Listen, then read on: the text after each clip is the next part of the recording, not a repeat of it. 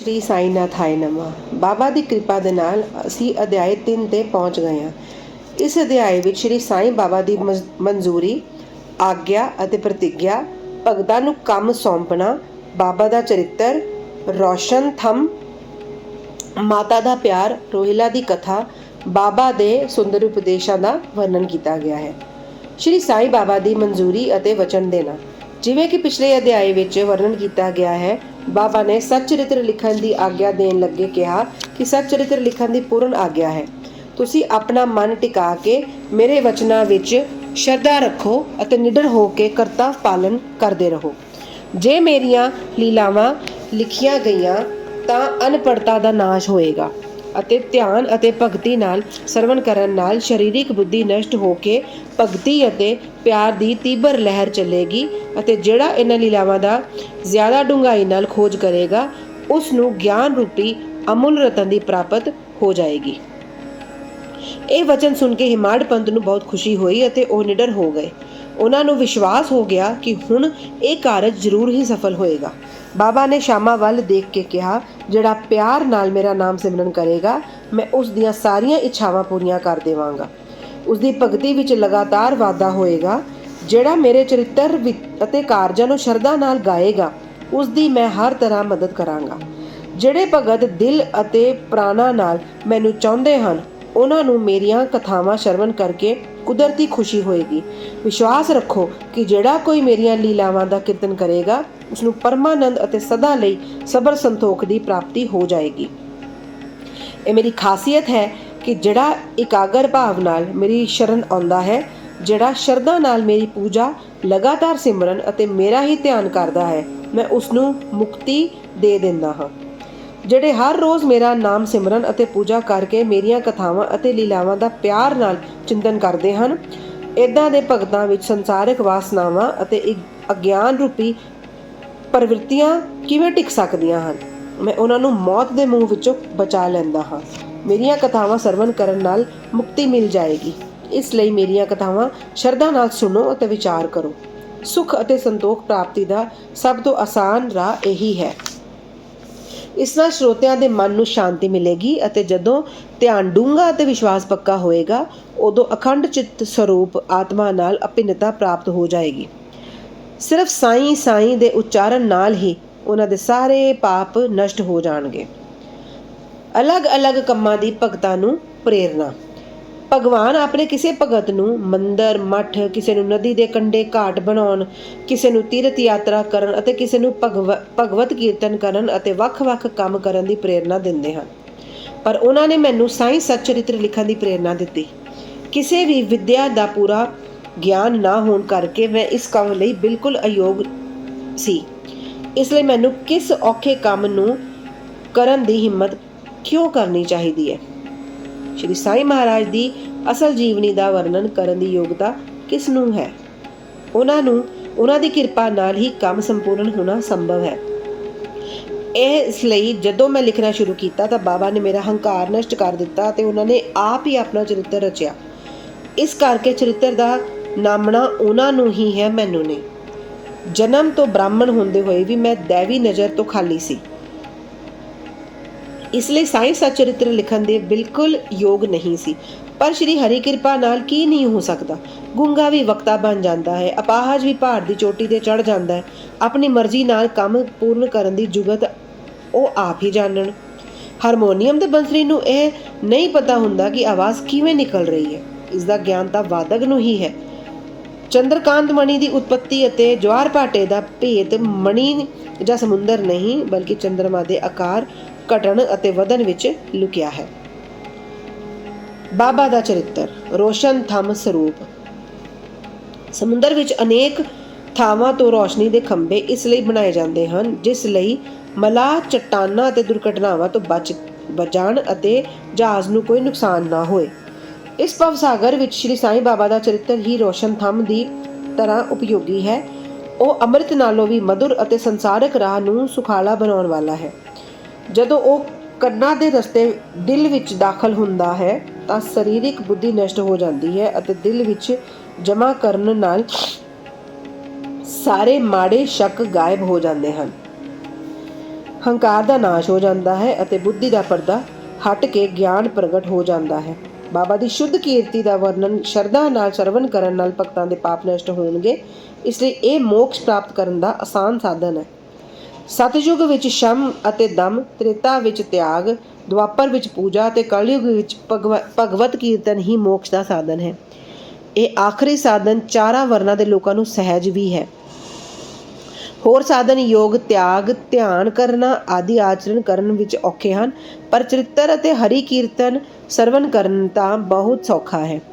ਸਿਰਫ ਉਸ ਦੇ ਧਿਆਨ ਦੇਣ ਦੀ ਲੋੜ ਹੈ।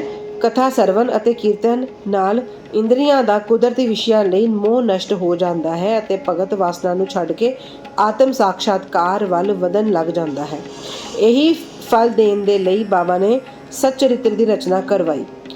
ਭਗਤ ਹੁਣ ਆਸਾਨੀ ਨਾਲ ਚਰਿੱਤਰ ਪੜ੍ਹਨ ਅਤੇ ਨਾਲ ਹੀ ਉਹਨਾਂ ਦੀ ਮਨੋਹਰ ਸਰੂਪ ਦਾ ਧਿਆਨ ਕਰਕੇ ਗੁਰੂ ਅਤੇ ਭਗਵਤ ਭਗਤੀ ਦੇ ਭਾਗੀ ਬਣਨ ਅਤੇ ਕਾਮਨਾ ਰਹਿਤ ਹੋ ਕੇ ਆਤਮ ਦਰਸ਼ਨ ਨੂੰ ਪ੍ਰਾਪਤ ਹੋਣ।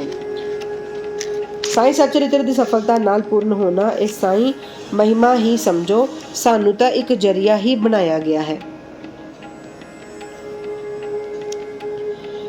ਮਾਤਾ ਦਾ ਪਿਆਰ। ਗਾਂ ਦਾ ਆਪਣੇ ਵੱਛੇ ਨਾਲ ਪਿਆਰ ਸਾਰੇ ਜਾਣਦੇ ਹਨ। ਉਸ ਦੇ ਥੰਮ ਹਮੇਸ਼ਾ ਦੁੱਧ ਨਾਲ ਭਰੇ ਰਹਿੰਦੇ ਹਨ ਅਤੇ ਜਦੋਂ ਬੱਚਾ ਭੁੱਖਾ ਵੱਛਾ ਥਣਾ ਦੇ ਵੱਲ ਦੌੜ ਕੇ ਆਉਂਦਾ ਹੈ ਤਾਂ ਦੁੱਧ ਦੀ ਧਾਰ ਆਪਣੇ ਆਪ ਹੀ ਵਗਣ ਲੱਗ ਪੈਂਦੀ ਹੈ। ਇਸ ਤਰ੍ਹਾਂ ਮਾਤਾ ਵੀ ਆਪਣੇ ਬੱਚੇ ਦੀ ਲੋੜ ਦਾ ਪਹਿਲਾਂ ਤੋਂ ਹੀ ਧਿਆਨ ਰੱਖਦੀ ਹੈ ਅਤੇ ਠੀਕ ਵਕਤ 'ਤੇ ਬੱਚੇ ਨੂੰ ਦੁੱਧ ਪਿਆਉਂਦੀ ਹੈ।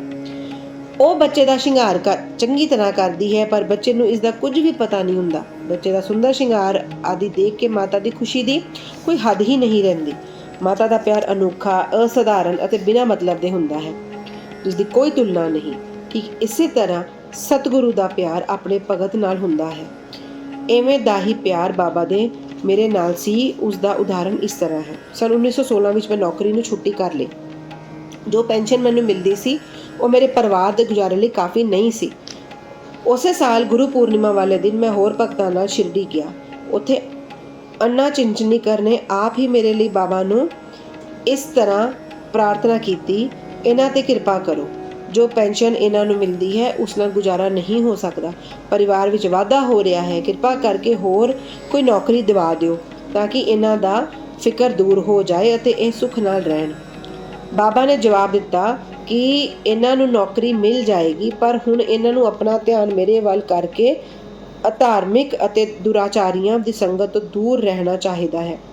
ਇਹਨਾਂ ਨੂੰ ਸਾਰਿਆਂ ਨਾਲ ਦਇਆ ਅਤੇ ਨਿਮਰਤਾ ਵਾਲਾ ਵਰਤਾਵ ਅਤੇ ਦਿਲ ਨਾਲ ਮੇਰੀ ਉਪਾਸਨਾ ਕਰਨੀ ਚਾਹੀਦੀ ਹੈ। ਜੇ ਇਸ ਤਰ੍ਹਾਂ ਦਾ ਆਚਰਣ ਕਰ ਸਕਣ ਤਾਂ ਸਦੀਵੀ ਆਨੰਦ ਦੇ ਭਾਗੀ ਹੋ ਜਾਣਗੇ।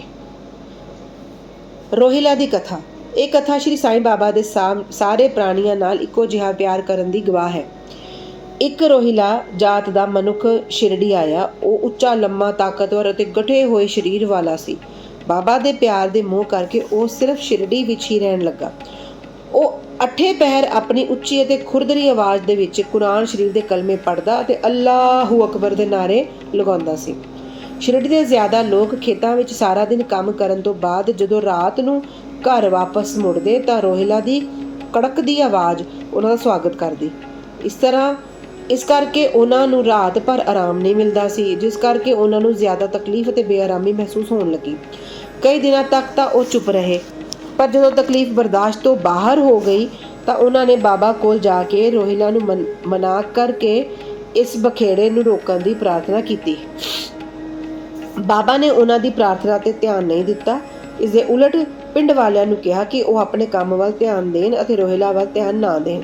ਬਾਬਾ ਨੇ ਉਹਨਾਂ ਨੂੰ ਕਿਹਾ ਕਿ ਰੋਹਿਲਾ ਦੀ ਪਤਨੀ ਬੁਰੇ ਸੁਭਾਅ ਦੀ ਹੈ ਤੇ ਰੋਹਿਲਾ ਨੂੰ ਅਤੇ ਮੈਨੂੰ ਬਹੁਤ ਤਕਲੀਫ ਦਿੰਦੀ ਹੈ, ਪਰ ਉਸ ਦੇ ਕਲਮਿਆਂ ਦੇ ਅੱਗੇ ਆਉਣ ਦੀ ਹਿੰਮਤ ਨਹੀਂ ਕਰ ਸਕਦੀ ਅਤੇ ਇਸ ਕਰਕੇ ਉਹ ਸੁੱਖ ਸ਼ਾਂਤੀ ਵਿੱਚ ਹੈ।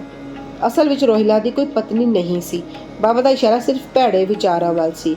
ਉਹ ਵਿਸ਼ਿਆਂ ਦੇ ਮੁਕਾਬਲੇ ਬਾਬਾ ਪ੍ਰਾਰਥਨਾ ਅਤੇ ਈਸ਼ਵਰ ਦੀ ਪੂਜਾ ਨੂੰ ਮਹੱਤਵ ਦਿੰਦੇ ਸੀ। ਇਸ ਲਈ ਉਹਨਾਂ ਨੇ ਰੋਹਿਲਾ ਦੀ ਮਦਦ ਕਰਕੇ ਪਿੰਡ ਵਾਸੀਆਂ ਨੂੰ ਸ਼ਾਂਤੀ ਨਾਲ ਥੋੜ੍ਹੀ ਦੇਰ ਤੱਕ ਇਹ ਰੌਲਾ ਸਹਿਣ ਦੀ ਸਲਾਹ ਦਿੱਤੀ। ਬਾਬਾ ਦੇ ਸੁੰਦਰ ਅੰਮ੍ਰਿਤ ਉਪਦੇਸ਼। ਇੱਕ ਦਿਨ ਦੁਪਹਿਰ ਦੀ ਆਰਤੀ ਤੋਂ ਬਾਅਦ ਭਗਤ ਆਪਣੇ ਘਰਾਂ ਨੂੰ ਵਾਪਸ ਜਾ ਰਹੇ ਸੀ। ਉਦੋਂ ਬਾਬਾ ਨੇ ਹੇਠ ਲਿਖੀਆਂ ਅਤੇ ਅਤੀ ਸੁੰਦਰ ਉਪਦੇਸ਼ ਦਿੱਤਾ। ਤੁਸੀਂ ਭਾਵੇਂ ਜਿੱਥੇ ਮਰਜ਼ੀ ਰਹੋ, ਜੋ ਦਿਲ ਕਰੇ ਉਹ ਕਰੋ, ਪਰ ਇਹ ਹਮੇਸ਼ਾ ਯਾਦ ਰੱਖੋ ਕਿ ਜੋ ਕੁਝ ਤੁਸੀਂ ਕਰਦੇ ਹੋ ਉਹ ਸਭ ਮੈਨੂੰ ਪਤਾ ਹੈ। ਮੈਂ ਹੀ ਸਾਰੇ ਪ੍ਰਾਣੀਆਂ ਦਾ ਪ੍ਰਭੂ ਅਤੇ ਘਟ-ਘਟ ਵਿੱਚ ਵਿਰਾਜਮਾਨ ਹਾਂ। ਮੇਰੇ ਹੀ ਪੇਟ ਵਿੱਚ ਹੀ ਸਾਰੇ ਜੜ ਅਤੇ ਚੇਤਨ ਪ੍ਰਾਣੀ ਸਮਾਏ ਹੋਏ ਹਨ। ਮੈਂ ਹੀ ਸਾਰੇ ਬ੍ਰਹਿਮੰਡ ਨੂੰ ਕੰਟਰੋਲ ਕਰਦਾ ਅਤੇ ਚਲਾਉਂਦਾ ਹਾਂ। ਮੈਂ ਹੀ ਉਤਪਤੀ, ਸਥਿਤੀ ਅਤੇ ਨਾਸ਼ ਕਰਤਾ ਹਾਂ। ਮੇਰੀ ਭਗਤੀ ਕਰਨ ਵਾਲਿਆਂ ਨੂੰ ਕੋਈ ਹਾਨੀ ਨਹੀਂ ਪਹੁੰਚਾ ਸਕਦਾ। ਮੇਰੇ ਧਿਆਨ ਦੀ ਲਾਪਰਵਾਹੀ ਕਰਨ ਵਾਲਾ ਮਾਇਆ ਦੇ ਜਾਲ ਵਿੱਚ ਫਸ ਜਾਂਦਾ ਹੈ। ਸਾਰੇ ਜੀਵ ਜੰਤੂ, ਕੀੜਿਆਂ ਅਤੇ ਦਿਖਾਈ ਦੇਣ ਵਾਲਾ ਚੱਲਦਾ ਫਿਰਦਾ ਅਤੇ ਟਿਕਾਊ ਸੰਸਾਰ ਮੇਰਾ ਹੀ ਸਰੂਪ ਹੈ। ਇਸ ਸੁੰਦਰ ਅਤੇ ਅਮੁੱਲ ਉਪਦੇਸ਼ ਨੂੰ ਸੁਣ ਕੇ ਮੈਂ ਤੁਰੰਤ ਇਹ ਪੱਕਾ ਇਰਾਦਾ ਕਰ ਲਿਆ ਕਿ ਭਵਿੱਖ ਵਿੱਚ ਆਪਣੇ ਗੁਰੂ ਤੋਂ ਇਲਾਵਾ ਹੋਰ ਕਿਸੇ ਮਨੁੱਖ ਦੀ ਸੇਵਾ ਨਹੀਂ ਕਰਾਂਗਾ। ਤੈਨੂੰ ਨੌਕਰੀ ਮਿਲ ਜਾਏਗੀ। ਬਾਬਾ ਨੇ ਇਹ ਵਚਨ ਮੇਰੇ ਦਿਮਾਗ ਵਿੱਚ ਕੜੀ ਮੁੜੀ ਚੱਕਰ ਕੱਢਣ ਲੱਗੇ। ਮੈਨੂੰ ਵਿਚਾਰ ਆਉਣ ਲੱਗਾ ਕਿ ਸੱਚਮੁੱਚ ਇੱਦਾਂ ਹੋਏਗਾ। ਭਵਿੱਖ ਦੀਆਂ ਘਟਨਾਵਾਂ ਤੋਂ ਸਾਫ਼ ਹੈ ਕਿ ਬਾਬਾ ਦੇ ਵਚਨ ਸੱਚ ਹੋਏ ਅਤੇ ਮੈਨੂੰ ਥੋੜ੍ਹੇ ਵਕਤ ਦੀ ਲਈ ਨੌਕਰੀ ਮਿਲ ਗਈ। ਇਸ ਤੋਂ ਬਾਅਦ ਮੈਂ ਆਜ਼ਾਦ ਹੋ ਕੇ ਇਕਚਿੱਤ ਨਾਲ ਜੀਵਨ ਭਰ ਬਾਬਾ ਜੀ ਦੀ ਸੇਵਾ ਕਰਦਾ ਰਿਹਾ। ਇਸ ਅਧਿਆਇ ਨੂੰ ਖਤਮ ਕਰਨ ਤੋਂ ਪਹਿਲਾਂ ਮੇਰੀ ਪਾਠਕਾਂ ਨੂੰ ਨਿਮਰ ਬੇਨਤੀ ਹੈ ਕਿ ਉਹ ਸਾਰੀਆਂ ਰੁਕਾਵਟਾਂ ਜਿਵੇਂ ਆਲਸ, ਨੀਂਦ, ਮਨ ਦੀ ਚੰਚਲਤਾ ਅਤੇ ਇੰਦਰੀਆਂ ਦੀ ਮੋਹ ਦੂਰ ਕਰਕੇ ਅਤੇ ਇਕਜਿੱਤ ਹੋ ਕੇ ਆਪਣਾ ਧਿਆਨ ਬਾਬਾ ਦੀਆਂ ਲੀਲਾਵਾਂ ਵੱਲ ਅਤੇ ਕੁਦਰਤੀ ਪਿਆਰ ਬਣਾ ਕੇ ਭਗਤੀ ਦੇ ਭੇਦ ਨੂੰ ਜਾਣਨ ਅਤੇ ਹੋਰ ਸਾਧਨਾਵਾਂ ਵਿੱਚ ਬੇਕਾਰ ਮਿਹਨਤ ਨਾ ਕਰਨ। ਉਹਨਾਂ ਨੂੰ ਸਿਰਫ ਇੱਕ ਹੀ ਸੌਖੀ ਜੁਗਤ ਦੀ ਪਾਲਣਾ ਕਰਨਾ ਚਾਹੀਦਾ ਹੈ ਅਤੇ ਉਹ ਹੈ ਸ਼੍ਰੀ ਸਾਈਂ ਲੀਲਾਵਾਂ ਦਾ ਸਰਵਣ। ਇਸ ਨਾਲ ਉਹਨਾਂ ਦਾ ਅਗਿਆਨ ਨਸ਼ਟ ਹੋ ਕੇ ਮੋਕਸ਼ ਦਾ ਰਾਹ ਖੁੱਲ੍ਹ ਜਾਏਗਾ। ਇਸ ਤਰ੍ਹਾਂ ਅਨੇਕਾਂ ਥਾਵਾਂ 'ਤੇ ਯਾਤਰਾ ਕਰਦੇ ਹੋਏ ਵੀ ਲਾਲਚੀ ਆਦਮੀ ਆਪਣੇ ਦੱਬੇ ਹੋਏ ਧਨ ਦੇ ਲਈ ਹਮੇਸ਼ਾ ਫਿਕਰਮੰਦ ਰਹਿੰਦਾ ਹੈ। ਉਸੇ ਤਰ੍ਹਾਂ ਸ਼੍ਰੀ ਸਾਈਂ ਨੂੰ ਆਪਣੇ ਦਿਲ ਵਿੱਚ ਧਾਰਨ ਕਰੋ। ਅਗਲੇ ਅਧਿਆਇ ਵਿੱਚ ਸ਼੍ਰੀ ਸਾਈਂ ਬਾਬਾ ਦੇ ਸ਼ਿਰਡੀ ਆਉਣ ਦਾ ਵਰਣਨ ਹੋਏਗਾ। ਸ਼੍ਰੀ ਸਤਿਗੁਰੂ ਸਾਈਨਾਥ ਨੂੰ ਸੀਸ ਝੁਕਾਓ, ਸਾਰੇ ਸੁਖ ਸ਼ਾਂਤੀ ਪਾਓ। ਓਮ ਸਾਈਂ ਰਾਮ।